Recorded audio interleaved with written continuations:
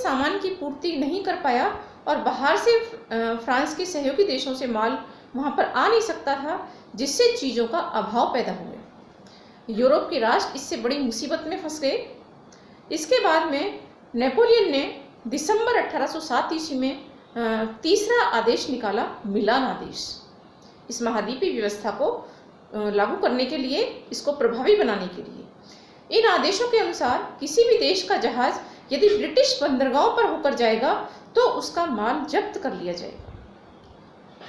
इसके बाद में नेपोलियन ने चौथा आदेश निकाला, जो है महाद्वीपीय व्यवस्था के संबंध में, वो था फाउंटेन ब्लू आदेश, जो 1807 ईस्वी में निकाला। यह आदेश बड़ा सख्त था। नेपोलियन ने जो भी पहले के आदेश निकाले थे उन सब में सख्त आदेश था। इस आदेश के अनुसार ब्रिटिश बंदरगाह पर होकर आने वाले हर जहाज का माल जला दिया जाएगा। तो इस प्रकार नेपोलियन ने अपनी इस महाद्वीपीय व्यवस्था को लागू करने के लिए एक के बाद एक क्रांतिकारी आदेश निकाले। इस महाद्वीपीय व्यवस्था नेपोलियन की सूझबूझ थी, उसके दिमाग की एक उपज थी, जिसके द्वारा वह इंग्लैंड के व्यापारिक साम्राज्य को खत्म करना चाहता था।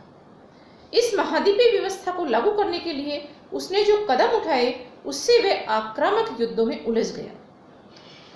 उसकी यह नीति आत्मघाती सिद्ध हुई, अर्थात श्रम को नुकसान पहुंचाने वाली सिद्ध हुई। इंग्लैंड की सशक्त नौसेना जो थी, उसने यूरोप के बंदरगाहों की सख्त नाकेबंदी कर दी, जिससे यूरोप का, फ्रांस व उसके सहयोगी देशों का उसके उपनिवेशों से संबंध विच्छेद हो गया। यूरोप में उपनिवेशों से माल आना जाना बंद हो गया। नेपोलियन का मानना था कि फ्रेंच उद्योगों से यूरोप के देशों में माल की सप्लाई जो है वो हो जाएगी, लेकिन फ्रांस के कारखाने इतने विकसित नहीं थे कि वे यूरोप की मांग की पूर्ति कर सकें। इससे तस्कर व्यापार में वृद्धि हुई। चोरी छिपे तटस्थ देशों से सामान यूरोप में आने लगा और इससे जो है आर्थिक नुकसान हुआ। नेपोलियन की इस महाद्वीपीय व्यवस्था से उसके सहयोगी परेशानी में आ गए। उन्होंने मजबूरी में इस व्यवस्था को स्वीकार किया था।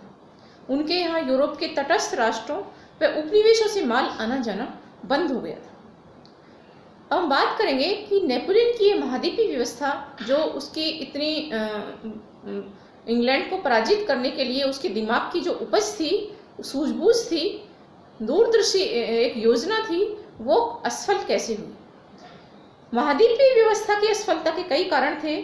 पहला कारण तो ये था कि फ्रांस के पास शक्तिशाली जहाजी बेड़े का अभाव था, जिसके कारण वे ब्रिटिश बंदरगाहों की सख्त नाकेबंदी नहीं कर पाया। ब्रिटिश समुद्र व्यापार पर कठोर नियंत्रण नहीं रख पाया, जिससे चोरी छिपे जो है ब्रिटिश माल जो है यूरोप के राष्ट्रों में जाता रहा। दूसरा था, यूरोप के राष्ट्र जो थे स्पेन, पुर्तगाल, प्रशा ने विवशता से इस व्यवस्था को स्वीकार किया था। जैसे ही उन्हें अवसर मिला, उन्होंने इस योजना को अस्वीकार कर दिया। तीसरा कारण था इस महाद्वीपीय व्यवस्था की असफलता का कि फ्रांस द्वारा यूरोप की मांग की पूर्ति जो है नहीं हो पाई थी, क्योंकि फ्रांस के जो उद्योग थे वो इतने विकसित नहीं थे कि वो यूरोप में सामान की आपूर्ति कर सकें। तो इस प्रकार नेपोलियन की जो महाद्वीपीय व्यवस्था थी वो पूर्ण रूप से असफल रही और इस महाद्वीपीय व्यवस्था के द्वारा नेपोलियन ने यूरोप के राष्ट्रों को जो है इंग्लैंड को अपना शत्रु बना लिया। नेपोलियन अनावश्यक रूप से युद्धों में उलझ गया। स्पेन के साथ उसके जो युद्ध हुए उनको प्रायद्वीपीय युद्ध कहा जाता है, जो 1808 से लेकर के 1814 ईस्वी तक लड़े गए। हम बात करेंगे सम्राट के रूप में नेपोलियन के विजय अभियानों की। नेपोलियन का पुर्तगाल, स्पेन, प्रशा, ऑस्ट्रिया व रूस से युद्ध हुआ सम्राट बनने के बाद। पुर्तगाल पर उसने आक्रमण किया 1807 ईस्वी में, जिसका कारण ये था कि पुर्तगाल और इंग्लैंड का काफ़ी पुराना व्यापारिक संबंध था। पुर्तगाल ने अपने इस इंग्लैंड के साथ व्यापारिक संबंध को तोड़ने से इनकार कर दिया था, अर्थात नेपोलियन की महाद्वीपीय व्यवस्था जो थी उसको मानने से इनकार कर दिया। फलते नेपोलियन ने 1807 ईस्वी में स्पेन से मिलकर पुर्तगाल पर आक्रमण कर दिया और उस पर अधिकार कर लिया। इसके बाद में नेपोलियन ने 1808 ईस्वी में स्पेन से संघर्ष किया, स्पेन के ऊपर आक्रमण कर दिया, जो इसका दोस्त था पहले से, लेकिन एक तानाशाह के लिए दोस्ती का कोई मतलब नहीं था। चूंकि स्पेन नेपोलियन का पहले से ही मित्र था, उसने पुर्तगाल के विरुद्ध नेपोलियन का साथ भी दिया था। इससे पहले ट्राफलगार के युद्ध में 1805 ईस्वी में भी उसने जो है नेपोलियन का साथ दिया था स्पेन ने। लेकिन नेपोलियन जो कि एक तानाशाह था, उसके लिए मित्रता का कोई अर्थ नहीं था। स्पेन में बुर्बो राजवंश का शासन था, जिसे नेपोलियन ने समाप्त करके अपने भाई जोसेफ को वहां का सम्राट बना दिया। लेकिन नेपोलियन को बार बार स्पेन के राष्ट्रवादियों के विद्रोह का सामना करना पड़ा और अंत में 1814 ईस्वी में इंग्लैंड ने स्पेन के राष्ट्रवादियों का सहयोग दिया और फ्रांसीसी सेना को पराजित किया, और इस प्रकार जो है स्पेन जो है नेपोलियन के चंगुल से आजाद हुआ। स्पेन के बारे में कहा जाता है कि नेपोलियन के लिए एक नासूर साबित हुआ। उसके आर्थिक साधनों की बर्बादी हुई और वो जो है दूसरा जो अपने विकास में उसमें फ्रांस के विकास में जो अपना ध्यान दे सकता था वो नहीं दे पाया और अनावश्यक रूप से स्पेन के साथ युद्धों में उलझ गया। स्पेन के युद्ध का इतिहास में विशेष महत्व है। इसने ये सिद्ध कर दिया कि तानाशाह भी राष्ट्रीय भावना का दमन नहीं कर सकता। इसके बाद जो है नेपोलियन ने ऑस्ट्रिया से युद्ध किया 1809 ईस्वी में। नेपोलियन को स्पेन के साथ युद्ध में फंसा देखकर ऑस्ट्रिया ने 1809 ईस्वी में फ्रांस के विरुद्ध युद्ध की घोषणा कर दी। लेकिन बैग्राम के युद्ध में जुलाई 1809 ईस्वी में ऑस्ट्रिया की पराजय हुई, उसे हर्जाना देना पड़ा और महाद्वीपीय व्यवस्था को स्वीकार करना पड़ा। साथ ही उसे अपनी राजकुमारी का विवाह नेपोलियन से करना पड़ा। इसके बाद नेपोलियन का जो अभियान था, अगला अभियान 1812 ईस्वी में, वो था मास्को अभियान रूस के खिलाफ। नेपोलियन ने पूरी तैयारी के साथ में 1812 ईस्वी में रूस पर आक्रमण किया। रूसी सेनाओं ने सीधे युद्ध की बजाय पीछे हटने की नीति अपनाई, जो कि उनकी एक चाल थी। खड़ी फसलों को जलाते हुए रूसी सेना पीछे हटती गई और बोर्डीनो के युद्ध में 1812 ईस्वी में नेपोलियन ने रूसी सेनाओं को हराया, लेकिन उसे वहां कुछ भी नहीं मिला। उसकी सेना बढ़ते शीत मौसम से नष्ट हो गई। उसने मास्को को उजड़ा हुआ पाया और इसके बाद में उसकी सेना भूखे मरने लगी और शीत की वजह से, जो शीत ऋतु शुरू हो चुकी थी, इससे परेशान हो गई। मास्को के इस अभियान से नेपोलियन की प्रतिष्ठा धूमिल हुई और उसकी काफी साधनों की बर्बादी हुई। इसके बाद में 1813 ईस्वी में प्रशा से युद्ध हुआ नेपोलियन का। नेपोलियन यूरोप के अभियान के फलस्वरूप जो है यूरोप में राजनीतिक जागृति के साथ साथ राष्ट्रीय भावना भी बलवती हुई थी। हमने देखा था कि जर्मनी में नेपोलियन ने छोटे छोटे जर्मन राज्यों को मिलाकर के एक राइन राज्य संघ बनाया था। लेकिन जैसे ही रूस से में उसकी पराजय हुई, रूस में उसके साधनों की बर्बादी हुई, उसकी प्रतिष्ठा धूमिल हुई। इससे जो है प्रशा ने जो है वहाँ पर जर्मनी में नेपोलियन से स्वतंत्रता का जो झंडा है वो बुलंद कर दिया। राइन राज्य जो संघ था वो उसमें नेपोलियन प्रधान था।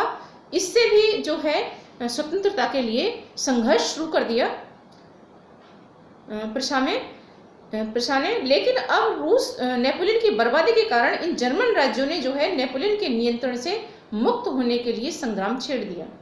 1813 ईस्वी में प्रशा द्वारा फ्रांस के विरुद्ध युद्ध की घोषणा कर दी गई, लेकिन नेपोलियन ने 1813 ईस्वी में लुटजेन और बॉटजेन के युद्धों में प्रशा की और रूस की संयुक्त सेनाओं को हराया।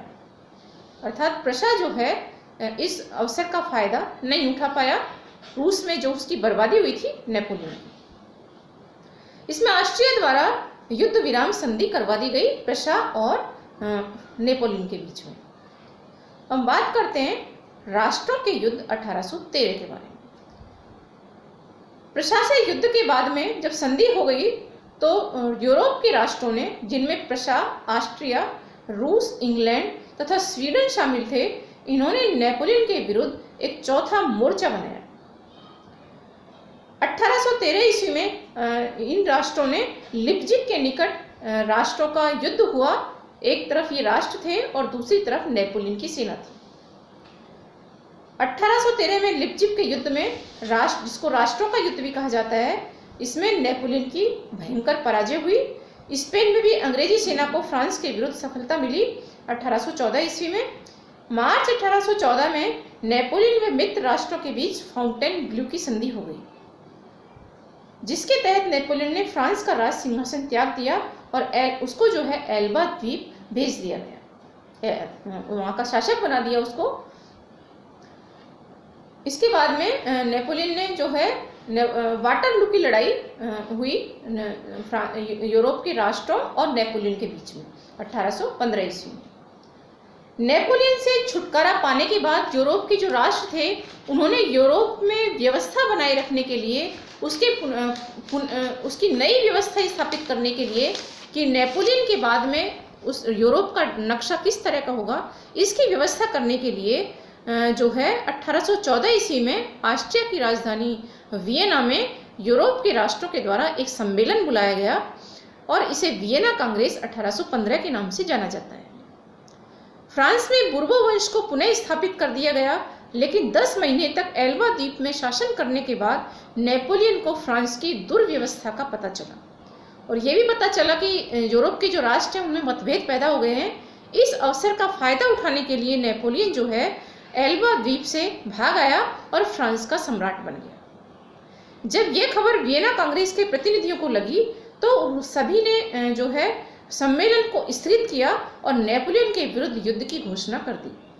18 जून 1815 को वाटरलू के मैदान में मित्र राष्ट्रों, जिनमें इंग्लैंड, रूस, ऑस्ट्रिया, प्रशा और स्वीडन शामिल थे, इनकी सेनाओं और नेपोलियन की सेना के बीच भयंकर युद्ध हुआ, जिसमें नेपोलियन पराजित हुआ।